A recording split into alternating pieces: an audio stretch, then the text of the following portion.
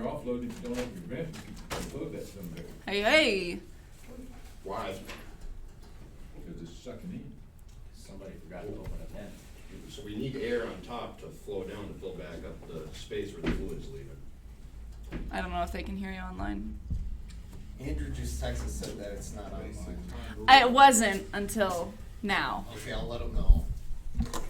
because OBS Studio is messed up. I think that's the most you got.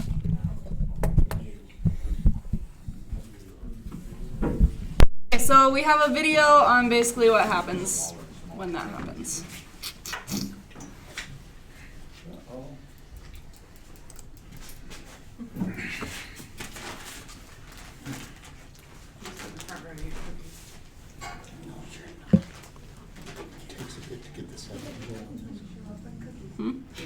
Is North America's leading producer of semi-trailers and liquid transportation systems. Wabash National Corporation's tank trailer portfolio includes some of the industry's most reputable brands, some of which have been in existence for over 100 years. With this type of experience, we're all too familiar with the effects of improper tank trailer loading and unloading. To demonstrate the impact of such an event, we orchestrated a controlled vacuum collapse or suck-in of a tank trailer. Keep in mind, most tank trailers are not capable of full vacuum, which is 14.7 psi of external pressure. Therefore, a processing error or an adverse condition may lead to a vacuum collapse and a total loss of the tank trailer. Some of the most common causes are 1. A closed manhole during unloading. 2. A vacuum relief vent rendered inoperable with congealed product.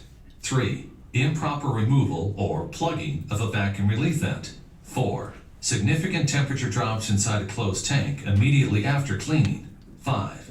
Closed valves on the vapor return line during closed dome unloading. Of course, this list is not exhaustive or all-inclusive. For the demonstration, we used a 22-year-old Brenner tank with modified running and landing gear. The wrap and insulation were removed for better visibility.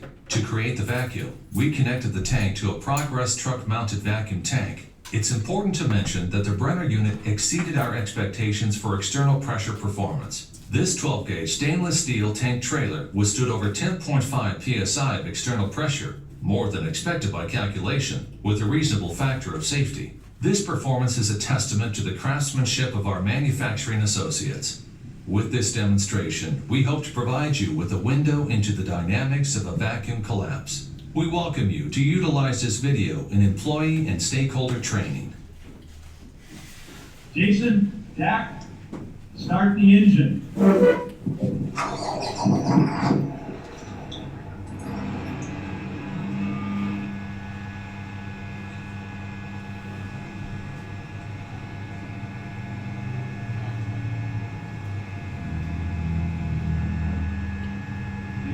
The gauge that's on top of the tank trailer is a vacuum gauge. That's showing negative pressure inside the tank.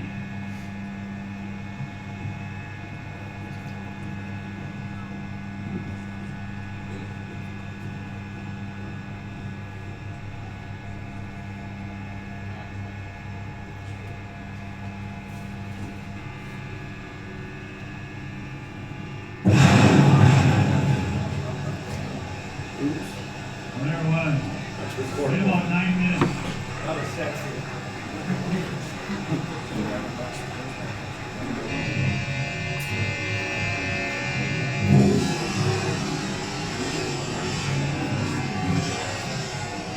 Should let the suck fairly close.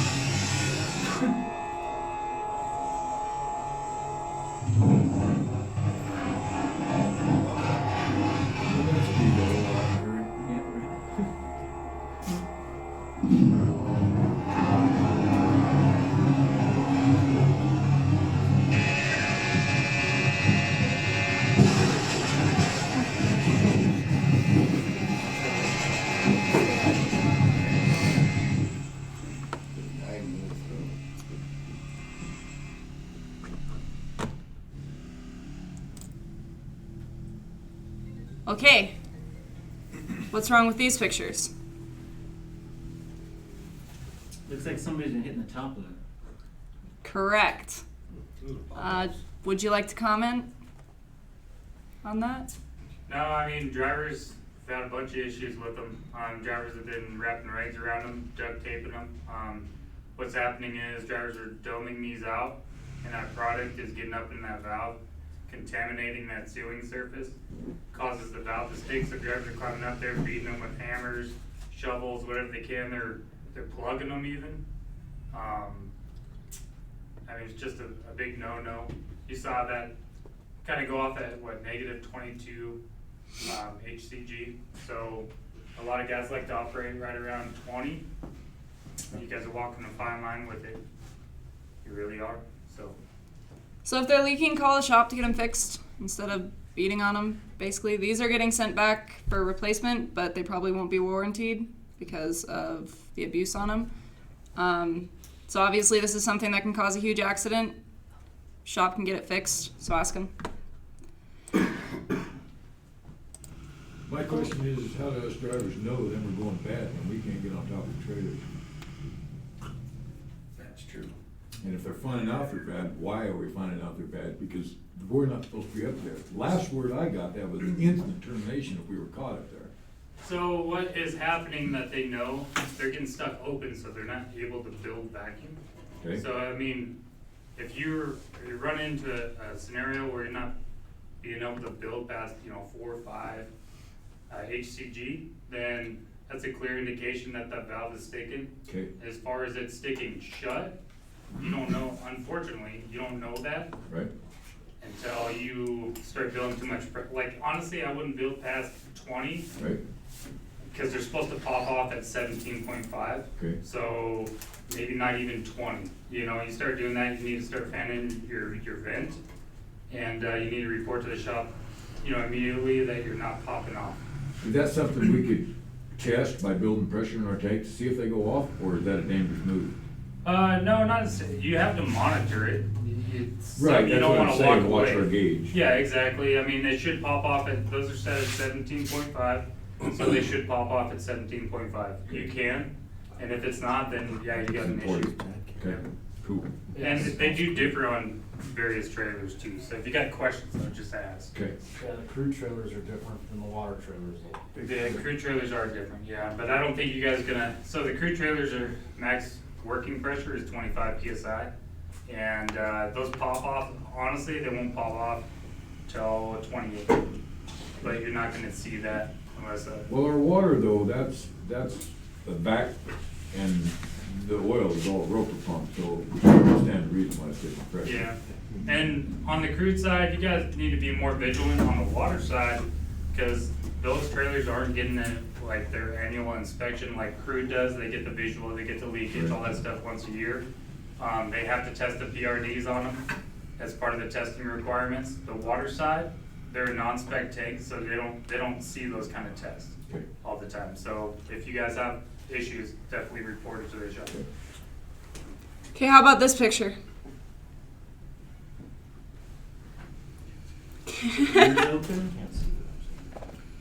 There's no line connected to the vent.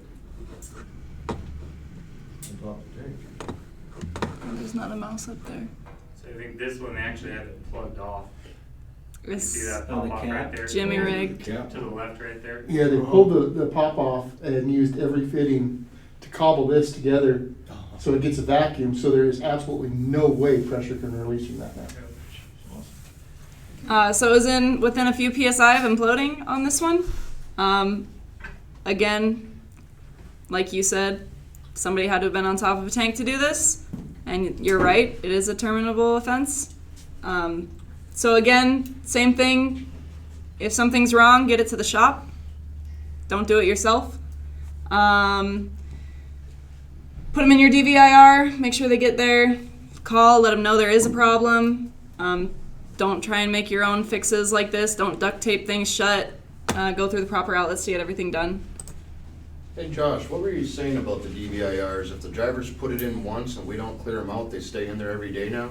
Yeah, so Samsara came up with a new thing, and I'm sure a lot of you guys have seen this. So you don't have to keep re-putting something in over and over again. And so what Samsara did is they came out and you only have to put it in once, and if it doesn't get resolved, it shows up on the next DVIR. And now you can even, like, we can click resolve and resolve even on the ones that were reported safe DVIR but known issues. We can now resolve those, which we couldn't before, which was a huge hassle trying to keep track of what got fixed and what didn't get fixed.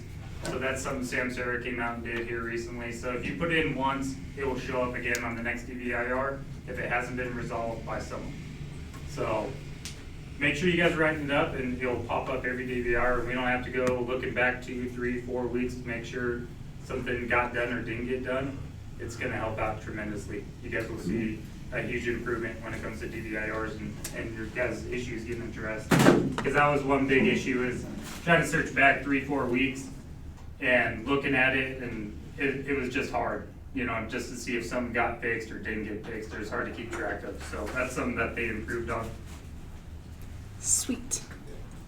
Hours of service. We've had a lot of hours of service violations lately.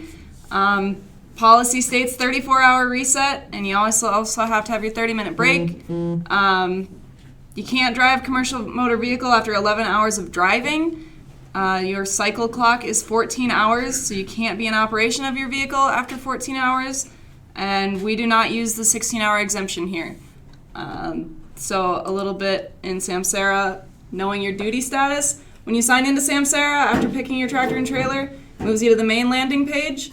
So if you look at that first picture on the left there, the red circled item, that's your duty status and how long you've been on that duty status. A lot of you just go into your hours of service and take off. You have to have that time shown for a vehicle inspection as well before you get going. With a slip seat, you have to have a pre and post trip. So if you look at the circled bar before just taking off and it doesn't say either 10 hours for your between shifts or 34 hours for your reset, you can't go on duty until it says those. If you don't pay attention on the main landing page and you go to the hours of service page, again at the top it gives you a second warning on what you've been on and how long you've been on that status. So you have 2 warnings to see if you can legally drive. Make sure you're paying attention to those. We've had a lot of calls lately saying that you guys are in violation and compliance has to fix it right then. If you didn't either have those 10 hours or those 34-hour and you start driving and you don't have any on-duty time for a pre or post trip or anything like that, we can't alter drive time. That's falsifying a federal document. So obviously you get placed out of service for being in violation. You get a citation if you get pulled over. DOT gets an out-of-service violation on Prairie's number, violations and fines. So falsifying a federal document, obviously we can't do that. So make sure you're paying attention, getting your 10 hours and getting your 34 hours. If you go over your 70-hour cycle limit, you cannot drive. Again, violation of federal law. It's not a guideline. You must abide by it.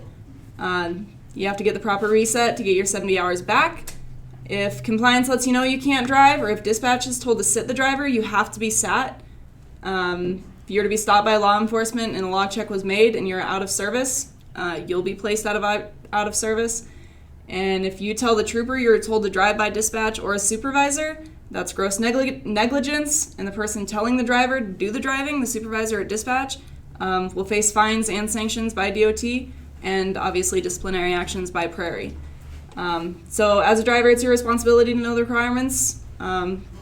Troopers love to use the failure to comply with FMCSR 49, CFR parts 390 through 397, and that basically says you must know your vehicle is proper, working order, safe, and you comply with all the requirements of it. If they find violations, they'll tag you with the violation. So you need to adhere to those regulations. If you know you're out over hours, don't drive. Don't let any person tell you to drive either. It's your CDL. So if you lose it, your ability, obviously, to drive a commercial vehicle is lost. It shows any and all violations you ever get with your CDL. So if you have a lot, you may have issues working with your CDL. So anything you do is going to affect your CDL. So make sure you're following those rules and regulations. Comment on Plains Yard. Getting a lot of complaints from planes. If you're coming or going through Plains, Lacked, and Casper, only enter from the back gate. You also must leave through the back gate. You can't leave through the front. You'll drive over a berm if you go through the front, and there's pipes running under that can damage or break, and you'll be held responsible for those. It's also not wide enough for our trucks to safely cross, so go out the same way you're coming in on those. That's off of English Drive. Off of English Drive. We got some trivia, little break in the middle of here. When was Dr. Pepper, where was Dr. Pepper's original formula and production started? Fun fact. The Dr. Pepper drinker doesn't. Jack. Huh? No. Was it Utah? No. Texas. Dublin, Texas. Formulated in Dublin, but invented and produced in Waco, Texas in 1885. Does anybody know how many escalators are in Wyoming? 4. 5. Oh. So well, it depends on if you say up and down is 1 or up and down is 2. There's 2. It's up and down. And okay, so 4. And where are they? They're in Casper. What buildings are they in? David? First Interstate Bank and Hilltop Bank. The banks, yes. Where's the world's largest coal mine? Wow. Russia? Yes, Wyoming. North Antelope Rochelle Mine, about 60 miles south of Gillette. And just a little fun fact, Wyoming has one of the lowest violent crime rates in the nation and the highest rates of gun ownership.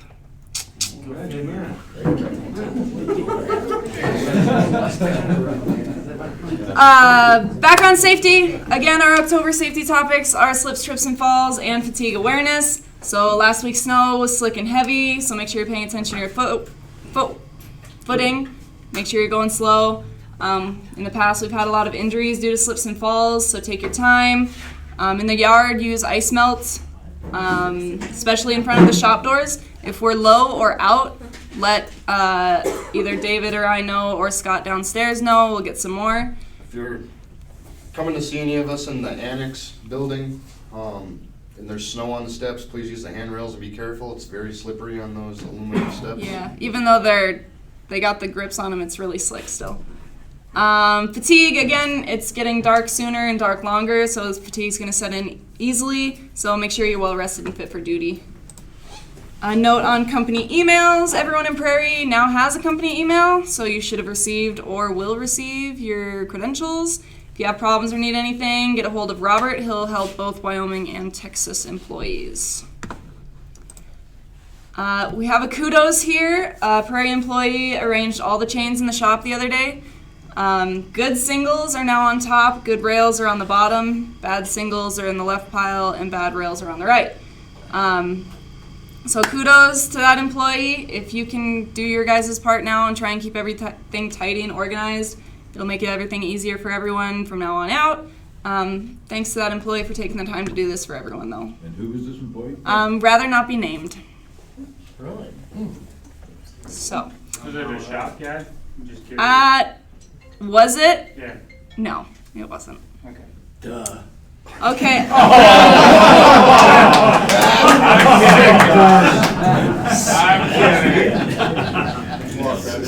Somebody's fishing for a compliment, I gotta kick them. All right. I think Jason had a few things he wanted to talk about. Well, Josh has a show and tell up there too. But what's in that rag right there, it come out of Lack Lane 2 at Sinclair. That's what come out of the screens. So guys, please use your witches hats, because this Sinclair don't like it. They pulled 6 of these out off that same lack in 2 weeks. Okay, not all of us have witches hats, so we probably should get them. Yeah, they have them in the parts rooms. Okay. So we just need to ask for them? Yep. Okay. Which, with that, everybody coming into winter should have a witch's hat on their truck. As the oil gets colder and sits longer, ice forms. So we got to stop that before, and if you're loading and your witch's hat is getting plugged, we stop loading, we seal the tank, we strap it, we leave a ticket for what we bought.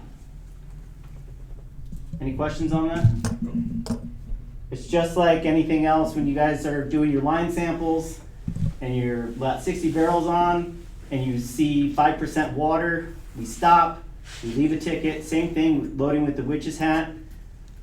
You know, we can't take ice to the lax.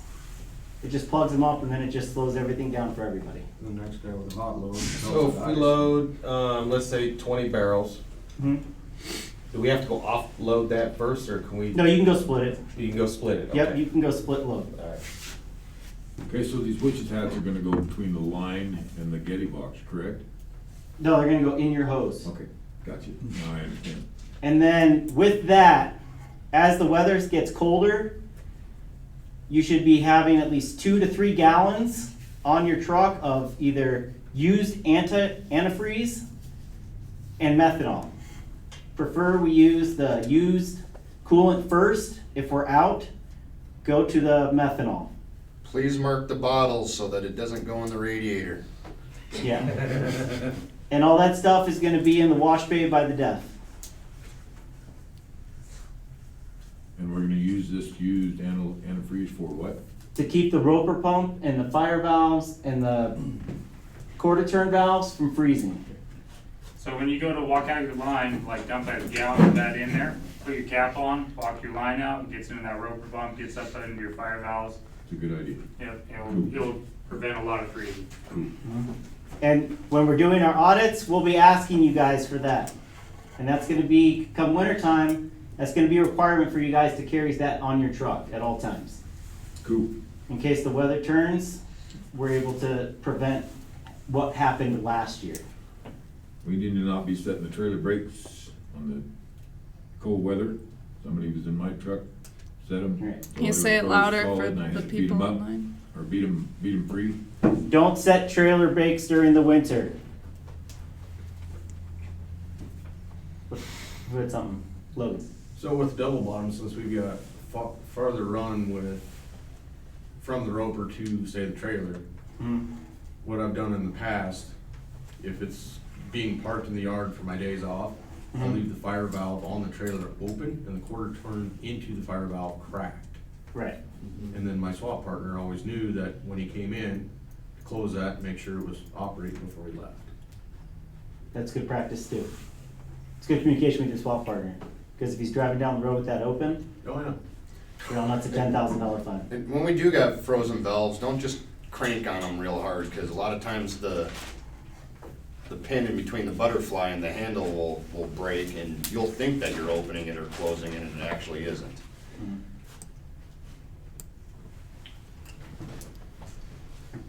Okay, yeah, continuing. Yeah. Samson, again, they are still commenting on tank lids and thief hatches. Oh boy. So make sure you're cleaning up, continue to clean up after yourselves. We've had several spills not reported or messes left in the Getty boxes that other drivers are cleaning up. So clean up after yourselves.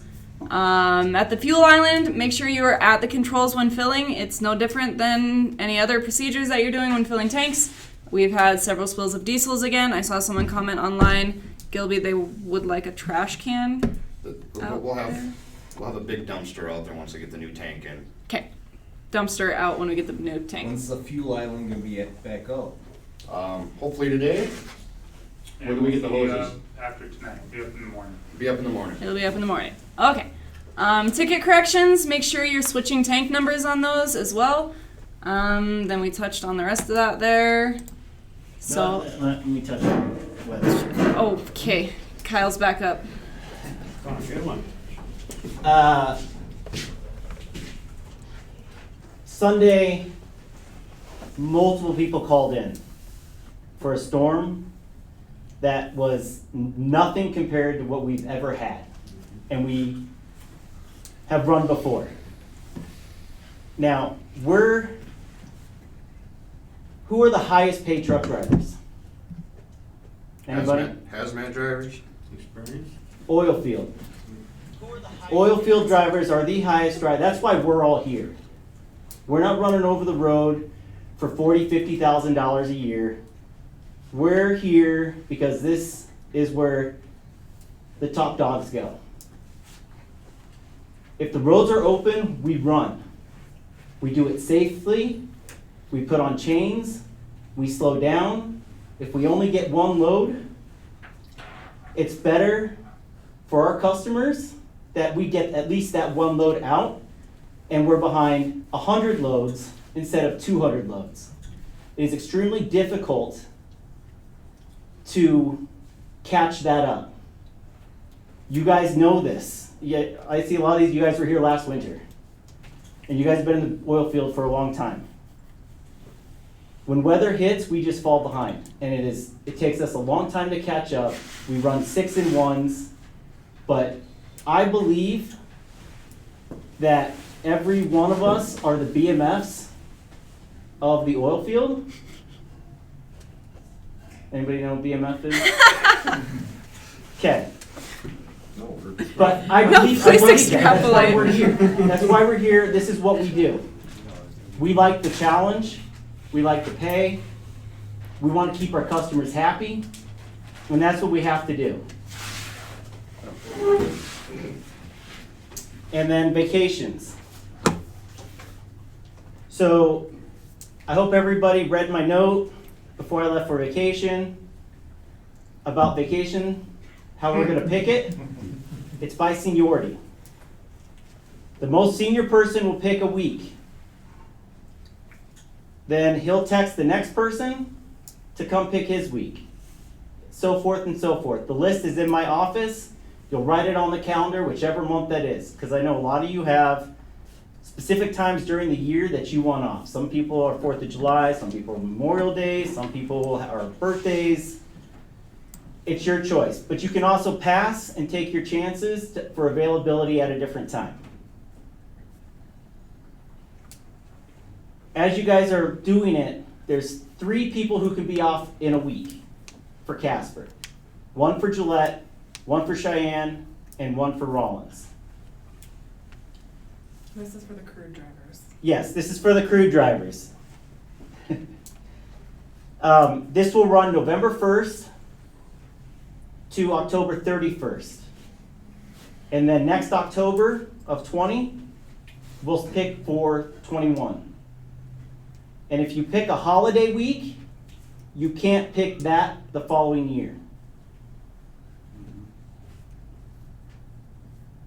Any questions? Please think of some that these guys might have that aren't here. So you say pick a week, so everyone in here's got a different scheduled week that we work. So what do you mean, Sunday to Saturday week? Whatever your week is, whatever 5 days you want to pick off that you need. So say it's July 4th is a Thursday and you're off Friday, Saturday, and that's what you want off, like you'll work that out accordingly with your days off. At least I hope you would. So some of us got 4 weeks of vacation. So That was the question on here, so. after everybody picks, you have the option to pick a second week. So you can pass, or you can pick a second week. You can save that time for like a sick day, or if, say you're having a kid and that time's coming up, and you want to get close to that time, to save that time, you can do that also. What if they want to take off more than 1 week at a time, like a 2-week vacation? Can only pick 1 week if it's available, let's hope so. But everybody gets 1 week to pick. Let me just, I don't think that's probably gonna be a problem. I don't think it'll be a problem. I just don't wanna try to resolve every little possible thing that could come up right now. I think this is good that we're putting a little structure to it, but a lot of this is just gonna be case by case. I don't think that, anybody's gonna probably have a problem getting the vacation they need. This is just a way of communicating and knowing in advance if those dates are available. This probably 95% of this is just gonna apply to holidays. And the rest will be fairly simple, but we just have to do something because everybody can't be off. I think it's a good plan, but I also don't wanna overthink it. Everything we do is applied with common sense. It's just like if there's an emergency or things come up, we'll deal with those as they come. What if, it's like, they want 3 days here and 2 days here, or do they have to take a whole week off? Or is it they get to pick their 5 days for the first Now, round? I would like you, if you're gonna pick a week off, this is to pick a week off. You can't onesie to it because, take for example, the holidays, say you just want that Thursday off, now you just screwed 2 other people. Well, just so we don't overcomplicate it, to answer Kim's question, you can take the days you want, but that's gonna count as your round one. That's what I'm saying, is like, Yeah, if I only if want you- 2 days off, can I put the 2 days If down? you take 2 days off, It's passed. that counts as your round one, then it goes through all the other drivers and goes Right. to That's round what So we don't have to take the 5 days off. Right. We can take No. whatever That's what I we was want. trying to- Right, but I would prefer you try and take a week, because it makes it kind of even for people across the board. Otherwise, like, we've had to do a lot lately of finding guys to cover your shift, because we're already at that max. It really doesn't matter, as long as they're communicating and you're putting it into your calendar, it doesn't matter if it's 2 days, 3 days, 7 days. Right. It really doesn't matter, it's just, the first round is the first round. Again, let's not complicate it. And we could sit here and what if this thing 1,000 ways. I think Kyle's just trying to put some structure. I think it's a good idea. I think this helps, especially when you've got those 4 or 5 weekends in a year where everybody wants them, and we'll figure out a way to do it the next year. It's to make it fair, but it's just helping to organize it. Okay, one more quick question about that. So we put a name down on this list, say, for the guys for Thanksgiving, when will we know if we got it? When you sign up. Yeah, like when you sign up, I'm sure Kyle can answer your As soon questions as you too. sign up and say you're the first one, you want Thanksgiving week off, like, that's yours. Like, but if you cannot, it's 1, 2, 3. It can only have 3 people off So per you're day. not confusing them, that's if they're signing up in order of seniority. Right. Everybody should be signing up in seniority. And that list is in your office, On my correct? office Yes. with the calendar. Is that per shift? Three per days, 3 per nights for Casper? Or 3 No, it's total? 3 total. Because it's all done by seniority. How many drivers do we have in Casper crewed? Kyle, 3 on days. none of that's mandatory, right? It's like 160. No. I can't afford a It's week only off. 52 weeks in a year. Yearly, so. Right. Everybody's got It at least is. 2 weeks off. But I still. Right, but he's, Well, no, I more just- than- like Alan said, it's more so for Right. like Well, not this is the company. 30 people taking off Christmas. That's what I meant, it's the company. That's why I'm getting out and I'll go talk to them. Okay, sound good? Anybody else have anything else? Josh, did you have Maybe it's something just else? for, maybe it's just for the round. No, I mean, just that spindle up on the table is, Can you come up here, please? Sorry. Wireless mic. Huh? Yeah. I mean, that thing would work great. so yeah, spindle on the table is just a good example of driver not doing his pre-trip, checking hub oils. I mean, this is a perfect result. This is the bearing melted to the spindle right here. Caused a fire when he was driving down the road. Josh, hold it in front of the camera. Sorry. That's good. But yeah, driving down the road, hub caught on fire. Driver did something wrong here. After it caught on fire, he did call a shop. That was great. But he drove it back to the yard.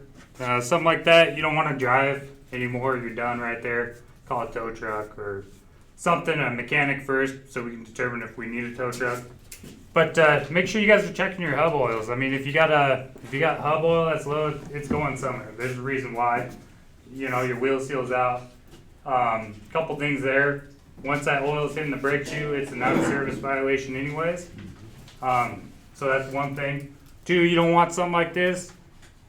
Something like this happens, we're looking at that piece of equipment down for 3 weeks, 4 weeks. There's one guy that fixes this in like a 700-mile radius. So we have to wait on him the whole time. So just keep in mind, check your hub oils. I know that's kind of been a struggle, but that's all I really got on that.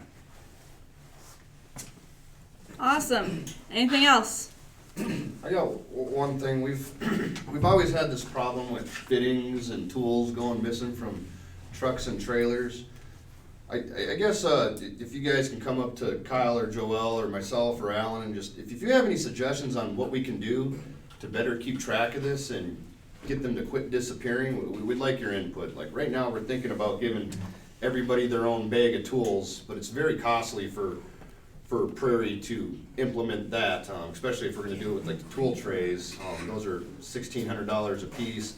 Just the fitting bags are $700 a piece. So we're just kind of wanting some input from you guys on some suggestions that you might have on what we can do to better track the tools and get them to quit growing legs. You don't really wanna spend that much money, and the negative side to that, as much as it sounds great, everybody gets their own bag of tools, then you're gonna be accountable for them, and as soon as they go missing, you're gonna pay for them. We're not just gonna supply all this stuff and then let it go missing. One of the things we talked about was engraving the stuff, but doesn't always fix the problem. We can just tell, whose it is or what truck it came from, but I would like any ideas you guys have, maybe something they did at a different company. I don't know how this stuff disappears constantly. It's extremely frustrating and expensive. Hey, Alan. And the last 4 months that I switched over, I had 2 thieves come up missing, a set of chains. In the last 3 months, I went out and spent $10, drilled a couple holes in my boxes, and I took my gun locks for my bolt actions, and I wrapped them around my chains and go to my trailer. I've had nothing missing in about 3 So you're months. just locking up? I'm just locking it up. I haven't had to do that in 9 years, but I went and spent $10 and I've had the same stuff.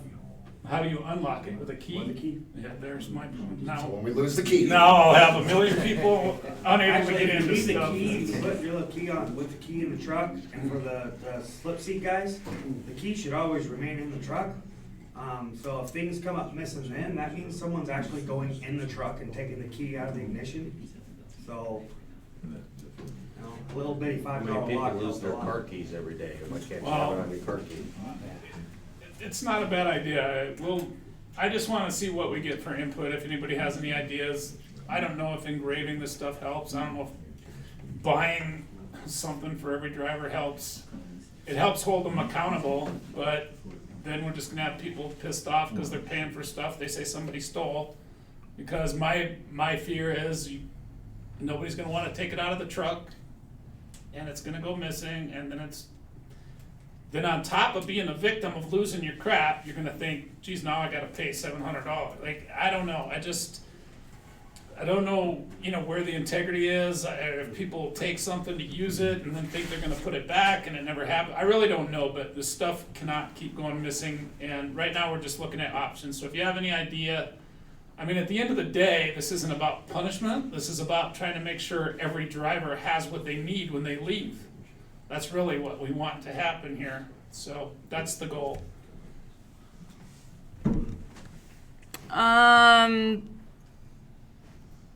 The xylene got a new. I ordered a pump. I don't know if it's installed yet. Okay, we got a new pump for the xylene, Kevin. I just had her ordered, so I might not be here. And then I forgot, I think it was Jerry Bryan asked, what's the new tank for? It's the permanent fuel tank going out there. We have a temporary one now. Okay, anything else? Thank you. Sweet! There will be some squeegees out there to clean placards by the fuel station here in a day or two. Squeegees by fuel station to clean placards. Awesome. Thanks, guys. Adios.